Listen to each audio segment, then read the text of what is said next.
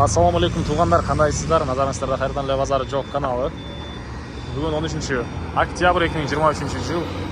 Мен сіздерге Бишкек шаарынын батыш тарабы мына Павловка Алтта жұрт қонышынан бир сатылуучу үй көргөзмөкчүмүн. Биринчи жолу баруу жолун түшүндүрөй.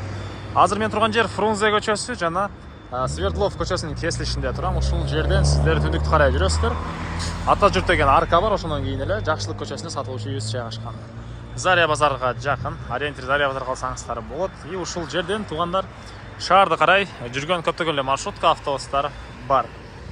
Так, дагы эмне маалыматы? Эми бар калган маалыматты үйгө жетип берейин. Үйгө чейин деле тугандар маршрутка жүрөт бул жерден.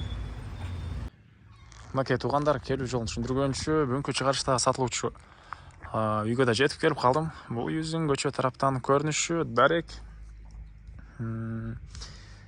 Жакшылык көчөсү 28-чи дарек болуп калат. Эң эле чыгыш чек ара мынакей бул жерден башталат тугандар.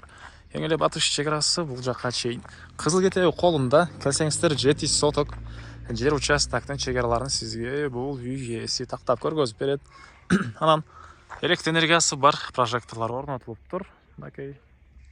И газ мынакей азыр учурда келип аткан учуру жакын каралыкта. Негизи боюнча ушул Павловкаларга быйылкы жылга газ берилет деген пландар бар экен. Мына газдын турбалары азыркы учурда орнотулуп аткан учуру. Анан электр энергиясы бар, суусу бар тугандар. Мектепке бул жерде Заря базары тарапка Чыңгыз Айтматов гимназиясына барса болот. Садиктер бар экен тугандар. Жана бул жерден эле маршрутка жүрөт тугандар. Андан ары мынакей бул алды тарабы узун. Так. Узун турасы 12-ге 11 болгон, кирпичтен болгон мондай чоң үйүбүз. 12-ге 11 тугандар узун турасы.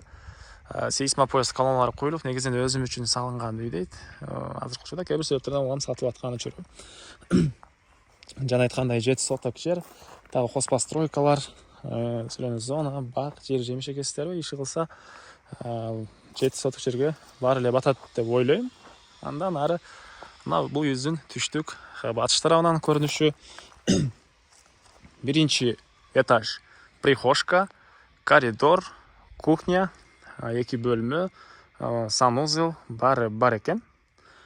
Ички тарабына кирип көргөзөйүн десем, монтип ээси өзү азыркы учурда бул жерде жаша толук бутелек үй болгонуна байланыштуу терезелерин тосуп салган. Ички тарабын киргизип көргөзө алганым жок, кирип көргөзө алганым жок. Анан экинчи этаж болсо 4 бөлмө, анан экинчи этаждын санузели мынакей жана балкондон турат. И фундаменттер мынакей орто бийиктикте. Бул жер кире бериши, бул жер дагы мондай фундамент куюлган. Котелго же эмнеге болуп калат. И бул үйүбүздүн чыгыш тарабынан көрүнүшү тугандар.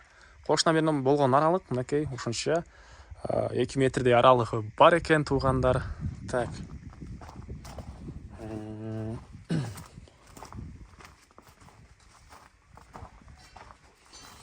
Андан ары мынакей бул үйүбүздүн түндүк тарабынан көрүнүшү. Кошуна менен болгон ушунча аралык бар бул жакта деле. Так, айтылбаган эмне маалыматы калды тугандар? Айта кетчү нерсе мынакей биринчи этаж менен экинчи этаждын ортосуна деле плита тышталып, сейсмопояс арматуралар тышталып, негизи боюнча ушул өзүм үчүн эле кылган үйүм дейт. Негизи көбүнесе 2 этаж үйлөргө ортосуна плита же монолит куюлса көпчүлүккө жагат. И ошол жакшы болот деп угам тугандар. Так, дагы эмне маалыматы? Так, бул үйүбүздүн баасы $65,000 сурап атыптыр үй ээси. Андан дагы сүйлөшүү болот. Ээсинин номери экранда ээсител деп жана описанияда ээсител деп жазылып турат. Аны окуп сүйлөшүп көрүңүздөр. Сүйлөшүү болот. Анан достор менен, группалар менен бул видеону сиздер бөлүшсөңүздөр, мага бул үй ээсине чоң жардам берген болосуздар. Анда мен сиздер менен коштошом тугандар. Кийинки чыгарышка чейин саламатта калыңыздар.